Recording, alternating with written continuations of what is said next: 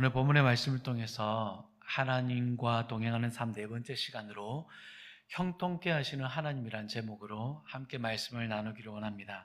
하나님께서 요셉에게 주신 꿈을 허락하시면서 하나님께서 능동적으로 요셉의 삶에 관여하셨습니다. 요셉의 꿈 선포는 형들의 미움과 시기를 불러일으켰고, 꿈을 들은 요셉의 형들의 연약함은 시기와 질투로 가득하여 안타까움을 자아냈습니다. 하지만 하나님께서는 그들의 약함을 통하여 놀라운 반전을 이루셨습니다. 아버지의 심부름으로 형들을 찾아 나선 요셉은 형들을 찾지 못하고 길을 방황하게 됩니다. 창세기 37장 15절에 어떤 사람이 그를 만난즉 그가 들에서 방황하는지라. 요셉은 형들이 자주 가는 길목을 택했을 텐데 형들이 보이지가 않았습니다. 헤브론에서 세겜까지는 여러분 80km입니다. 이것은 직선거리예요. 오늘 이곳에서 인천공항까지가 82km거든요. 이곳까지 요셉을 형들을 찾아 걸어서 이동을 했습니다. 여러분, 굉장히 그 먼 거리를 17세 소년의 그 나이 때 이 거리를 건다는 것은 굉장히 큰 여정의 길이었을 것입니다. 또한 고된 여정이었을 것입니다. 먼 거리를 걸어서 형들의 위치를 찾으려 했는데 여러분, 안타깝게도 형들을 찾을 수가 없었습니다. 찾을 길이 없어 이대로 돌아가야 할지 아니면 계속해서 형들을 찾아야 할지가 아마 요셉의 고민이 되어지 않았을까요? 하지만 놀랍게도 요셉이 이 방황하는 이 순간이 하나님의 섭리 안에 있다는 것을 여러분 발견할 수 있으시겠습니까? 요셉이 방황했던 그 시간은 나중에 요셉이 형들로부터 구덩이에 빠뜨림을 당하고 상인들을 만나게 되죠.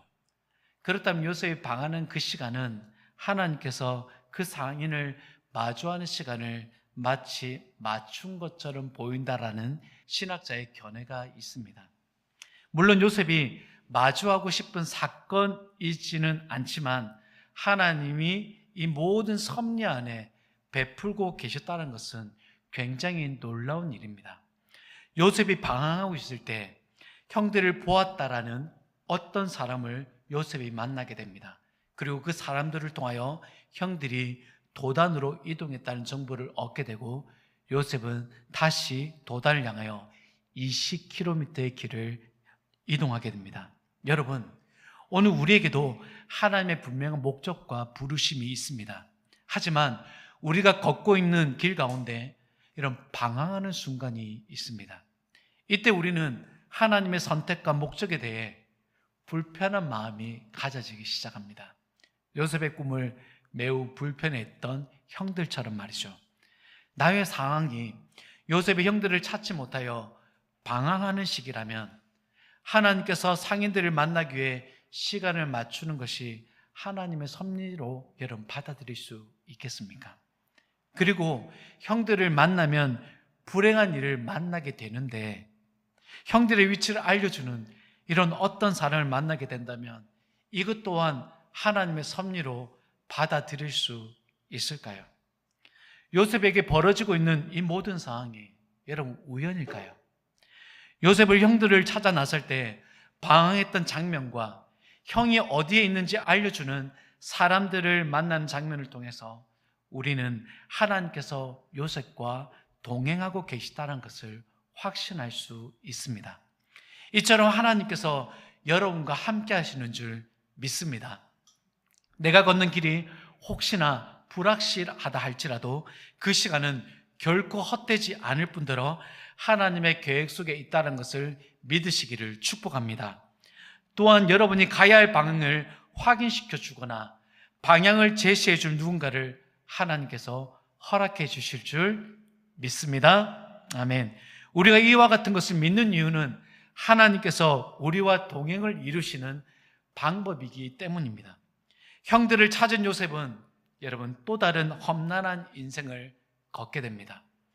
친형들의 손에 이끌려 상인들에게 은 20의 종으로 팔려갔습니다. 은 20을 손에 든 형제들은 여러분 어떤 생각을 품었을까요? 요셉을 팔았다는 것에 기쁨도 있었겠지만 그토록 싫어하는 요셉이 자신의 곁에 머무르지 않는 것을 보고 또한 그것을 통해 어떤 수입을 얻는다는 것에 기뻐했을까요? 그 어떤 가운데서 그들이 기뻐하더라도 그 기쁨은 여러분 잠시 뒤로 하고 요셉은 도단에서 애굽까지 370km 여정을 다시 걸어가야 합니다. 그것도 노예의 신분으로 말이죠. 형들을 찾은 기쁨은 온데간데 없이 자신을 팔아버린 형들에 대한 감정은 요셉에게 얼마나 큰 슬픔과 배신감으로 느껴졌을까요? 인간의 시각으로 보게 될 때 요셉에게 허락된 꿈은 하나님의 동행도 가족의 어떤 지원도 받지 못하고 있는 듯 보입니다. 아버지 야곱으로부터 받았던 편애도 한순간에 사라졌습니다. 17세의 소년이라는 미성숙한 모습으로만 남아있습니다. 그리고 형들의 미움과 시기와 질투로 가득한 형제지간의 불편한 관계만이 남아있습니다. 꿈을 이루기 위해서 전폭적인 지지와 노력이 필요한데 요셉의 상황은 가족의 어떤 지지도 받을 수 없을 뿐더러 자신이 어떤 노력을 해야 하는지도 전혀 알 수 없는 상황에 놓여져 있습니다. 요셉이 떠난 가정에는 장자 르우벤의 절규가 있고 아버지의 큰 슬픔이 있으며 형제들의 중대한 범죄인 유괴와 수월에 잠겨져 있는 아버지를 위선된 마음으로 위로하는 형제들의 모습만이 남겨져 있습니다. 이러한 가정적 상황은 요셉을 향한 어떤 지원도 기대할 수 없는 절망적인 상황입니다. 그리고 요셉은 화려하게 장식된 겉옷이 벗겨진 채로 종의 신분으로 홀로 애굽을 향하고 있습니다. 여러분, 이런 절망적인 상황 가운데서 하나님이 어떤 동행을 이루실까요? 사랑하는 여러분, 혹시 이런 생각을 해보신 적은 없으신가요? 절망적인 상황 속에서도 하나님이 나와 동행하고 계신가? 오히려 나를 버리신 것은 아닐까라는 것입니다. 지난 주일 저는 한 요양병원에서 만난 한 성도님의 고백을 들으면서 이런 질문의 무게를 다시 깊이 느꼈습니다. 그분이 3번째 암 재발로 요양병원에서 치료를 받고 계셨습니다. 예배를 드린 후에 기도받기를 원하시는 분들은 앞으로 나와달라고 말씀을 드렸었죠. 하지만 그분은 내가 기도를 받아야 할지 고민하셨다고 하셨습니다. 왜 그런 생각을 하셨냐고 제가 여쭈어 보았을 때 그분이 이렇게 대답했습니다. 목사님, 제가 7년 전에 제 아들이 21살 되었습니다. 아들이 건강검진을 받기 위해 함께 병원에 갔는데 아들에게 투여된 조영제가 부작용이 일어나 호흡곤란이 일어났습니다. 결국 아들은 회복되지 못하고 21살의 때에 하나님께로 돌아갔습니다. 그 이후에 저는 하나님을 원망했습니다. 왜 우리 아들을 데려가셨냐고. 그 슬픔이 채 가시기도 전에 저에게 암이 찾아왔습니다. 처음에는 믿음을 지키려고 했는데 잇따른 재발 속에 점점 하나님을 믿고 싶은 마음이 사라져갔습니다. 그런데 문득 제 마음에 이런 마음이 들었습니다. 오늘 이 예배를 드리면서 하나님께 반응을 해야 되겠다. 다시 내가 건강해진다면 하나님을 섬기고 싶다라는 마음이 들어왔습니다. 그래서 기도를 받고자 나왔다라고 말씀하셨습니다. 그분의 고통과 슬픔 앞에서 저는 어떤 말로 위로를 전할 수 없었습니다. 다만 확신할 수 있는 한 가지를 전하였습니다.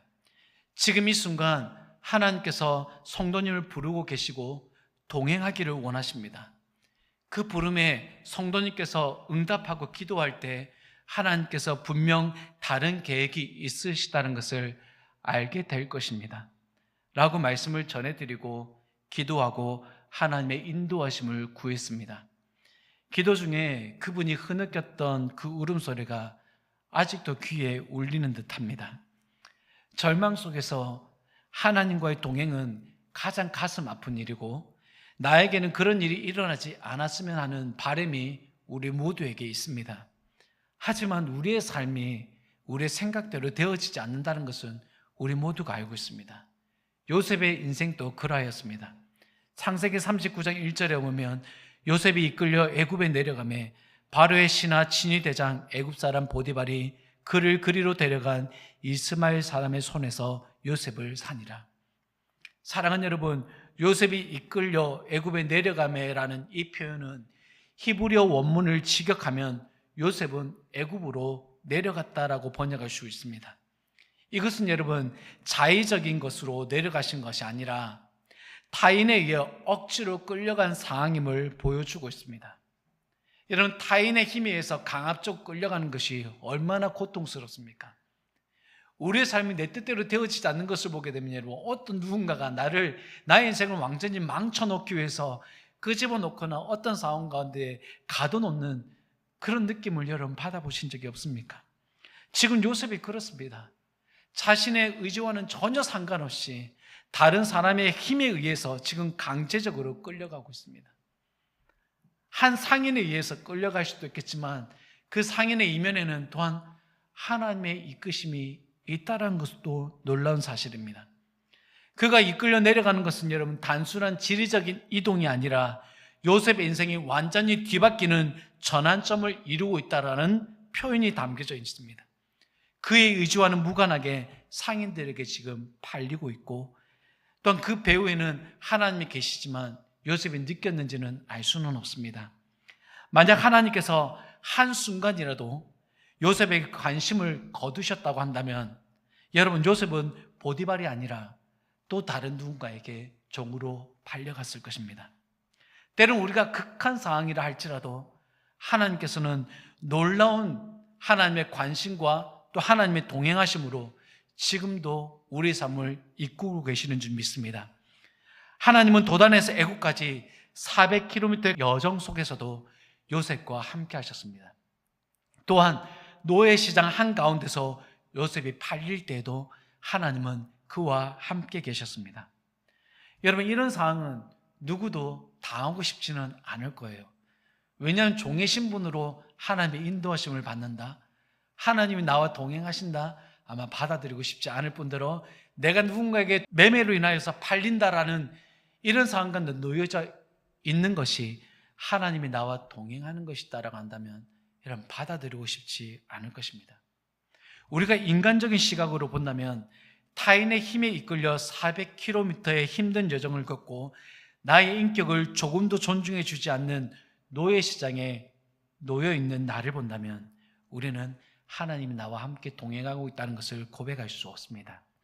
하지만 성경은 하나님이 요셉과 함께 하심으로 그가 형통한 자가 되었다라고 분명하게 기록하고 있습니다. 여러분 39장 2절 말씀을 함께 읽겠습니다. 여호와께서 요셉과 함께 하심으로 그가 형통한 자가 되어 그가 주인 애굽 사람의 집에 있었으니. 아멘. 하나님께서 요셉과 동행하셔서 그를 형통한 자가 되게 하셨다 말씀하십니다. 그것이 요셉이 주인 애굽 사람의 집에 있었다라는 것으로 설명하고 있습니다. 이 말씀에서 우리는 중요한 사실을 발견하게 됩니다. 절망적인 상황 속에서 하나님과의 동행은 여러분 형통입니다. 여러분 납득이 되는 말인가요? 절망적인 속에서 이것이 어떻게 하나님의 형통인가? 난 요셉과 같은 이런 형통은 바라지 않습니다. 저런 삶이 형통이라니요 라고 반박할 수도 있습니다. 여러분 우리가 바라보는 것처럼 요셉의 환경은 여러분 최악입니다. 사랑받던 아들의 신분에서 지금은 하루아침에 노예가 되었습니다. 그리고 낯선 땅에 머무르며 모르는 사람들 사이에서 종의 신분으로 지금 매매를 당하고 있습니다. 여기서 우리의 시선과 하나님의 시선은 같은 곳에 있지만 여러분 받아들이는 것이 다르다는 것을 알 수 있습니다. 우리는 최악의 상황에만 나의 시선과 생각을 고정시키고 있습니다. 사람들의 날카로운 시선, 내 인생은 왜 이렇게 되지 않느라는 시선, 내 뜻이 아닌 타인의 뜻에 의해 돌아가는 상황, 또한 낯선 곳에서 인정받지 못하는 삶에 대해서 우리의 생각이 늘 머물러져 있습니다. 정말 지옥 같은 또한 절망적인 상황이죠. 그래서일까요? 현대인들이 가장 많이 나타나는 질병들이 우울증과 대인공포증과 여러분 공황장애들이라고 얘기하고 있습니다. 그에 대한 스트레스를 먹는 것으로 해소하면서 또한 비만과 당뇨가 많이 늘어나고 있는 것이 또한 현 시대의 가장 큰 문제이기도 합니다. 여러분 자신이 갇혀져 있는 상황에 항상 머물러 있고 그 생각에서 벗어날 수 없기 때문에 우리 이와 같은 질병 가운데서 허우적될 수도 있습니다.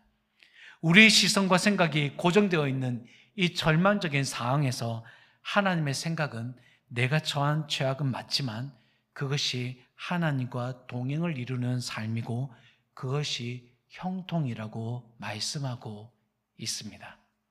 그렇다면 우리가 형통에 대하여 잘못 생각하고 있기 때문에 하나님과 동행하는 삶을 느끼지 못하는 것은 아닌가라고 우리가 의심해 보아야 합니다. 형통은 히브리어 단어로 찰라흐라는 히브리어 단어입니다. 이 단어의 뜻은 돌진하다, 유익하다, 번영하다라는 뜻을 가지고 있습니다.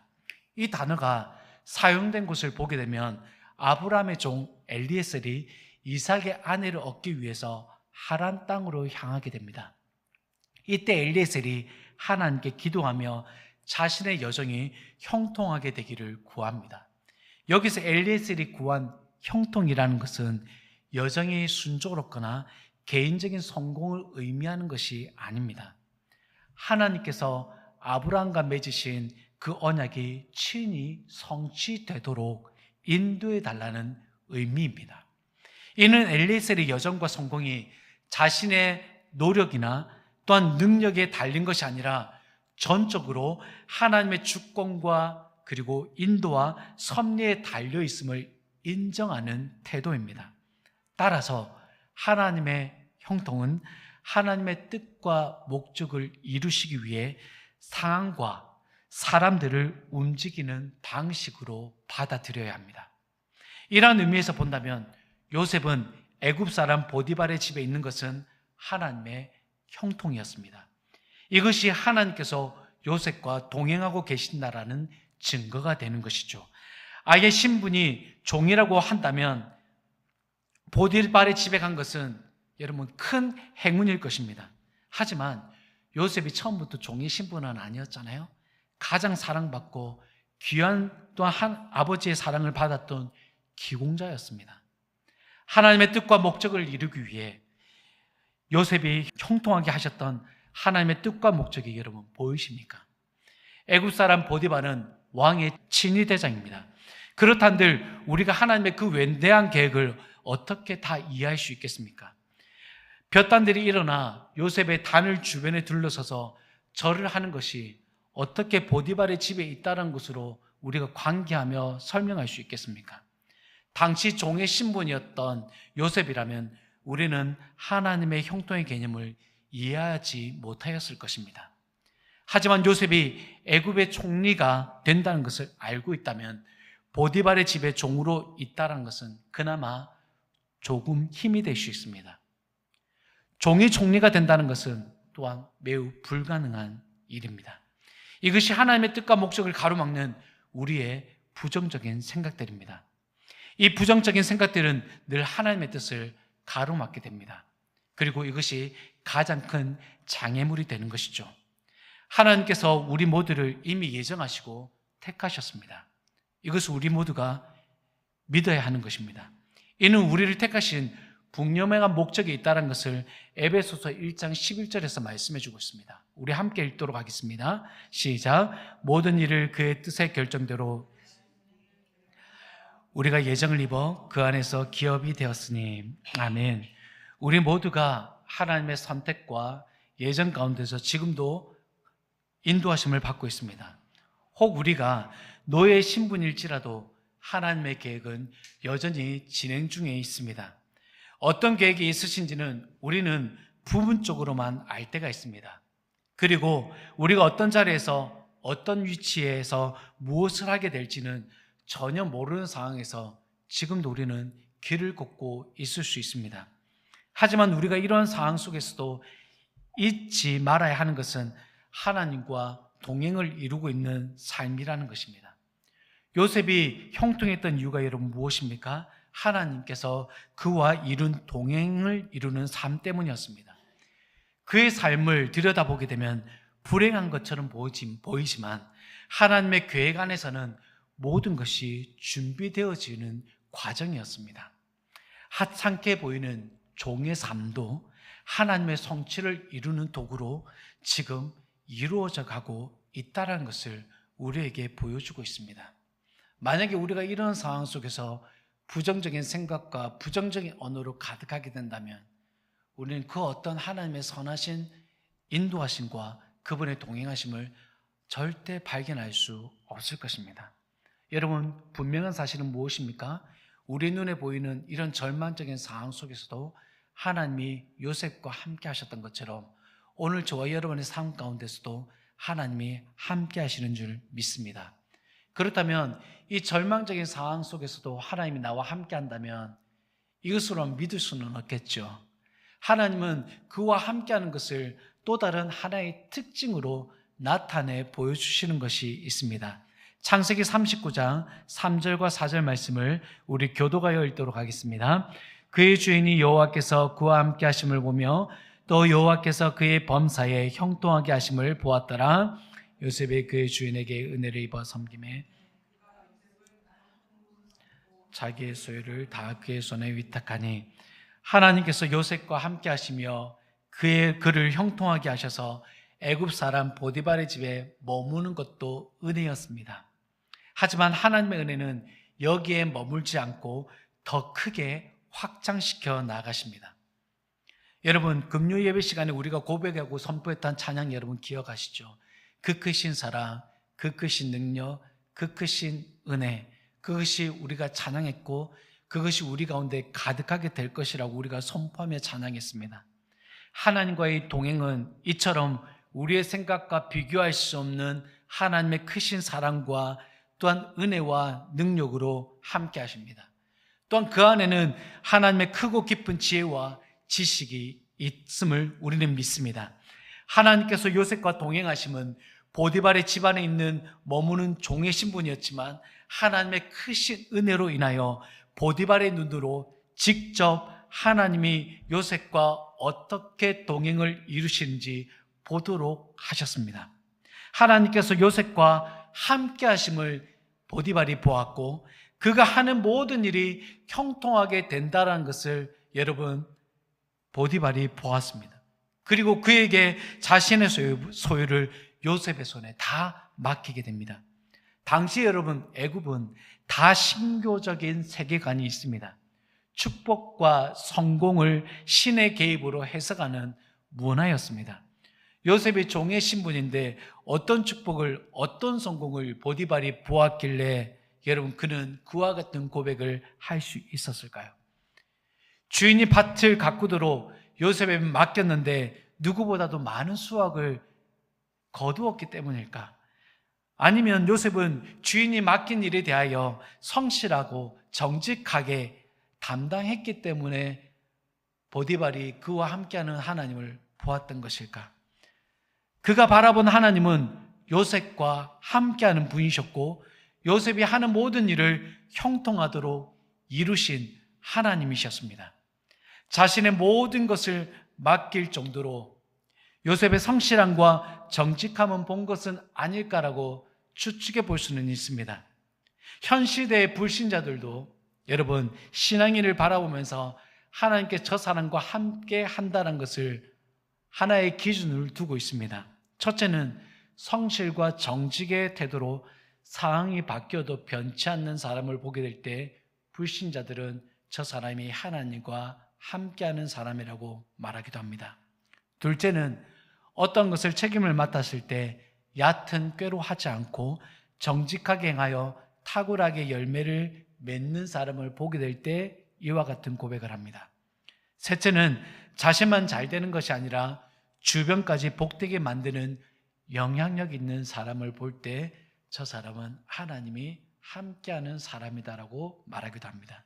마지막 넷째는 어느 누가 보더라도 희망이 없어 보이는데 어디에서 저런 힘과 능력이 생기는지 감탄을 자아내는 사람을 보게 될 때 저 사람은 하나님과 함께하는 사람이다라고 불신자들이 고백한다고 합니다.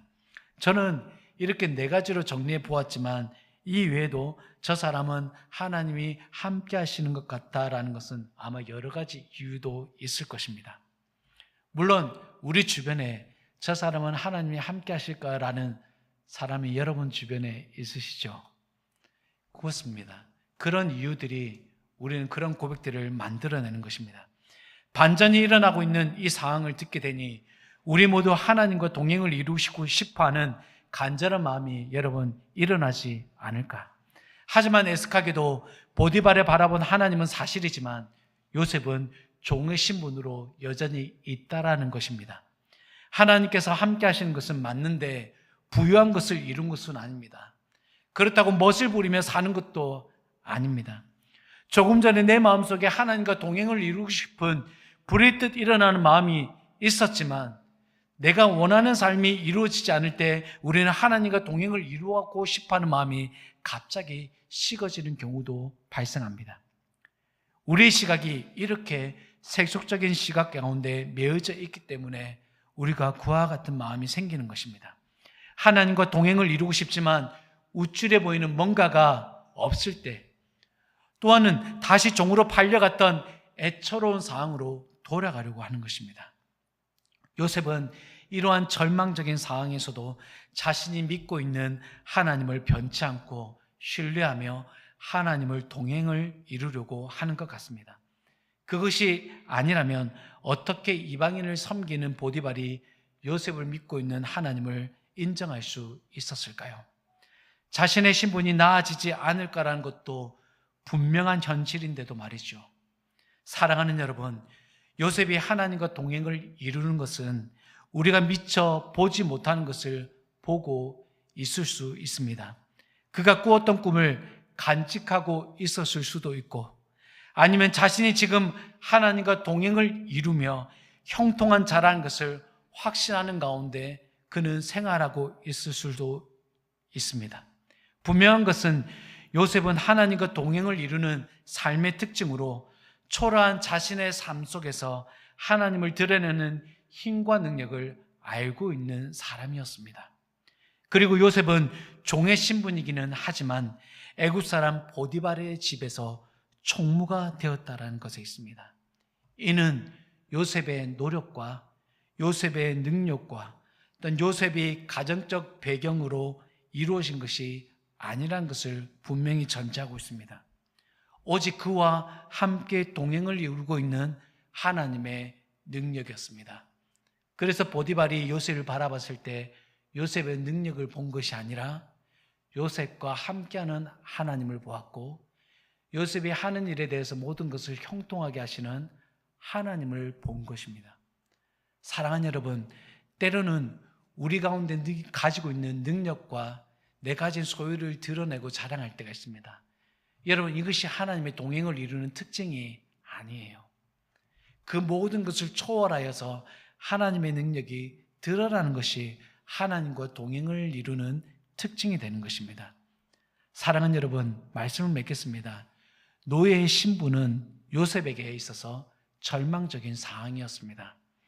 하지만 아무것도 보이지 않는 상황 속에서 하나님과 동행을 이루는 삶은 내가 이룰 수 없는 하나님의 능력을 더 강하게 나타나게 되는 줄 믿습니다. 요셉의 이야기가 바로 그 증거입니다. 혹시 여러분의 삶이 지금 요셉과 같은 자리이십니까?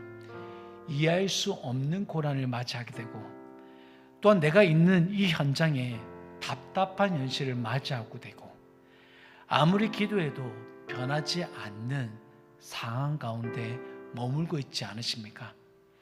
그러한 순간에도 여러분과 함께 하시어 여러분을 형통하게 하시는 하나님의 동행이 지금도 이루어지고 있습니다. 앞으로 이루어질 것을 또한 선포하시기를 축복합니다. 살아계신 하나님께서 창세전에 여러분을 택하신 그 목적을 이루시기 위해서 하나님은 지금도 앞으로도 저와 여러분과 함께 동행을 이루실 것입니다. 오늘도 우리와 동행을 이루시는 하나님 때문에 우리의 현재 자리가 아무 의미 없는 자리가 아니라는 것을 믿으시기를 바라고, 한 주간도 하나님의 형통을 맛보는 여러분 되시기를 주님의 이름으로 축원합니다.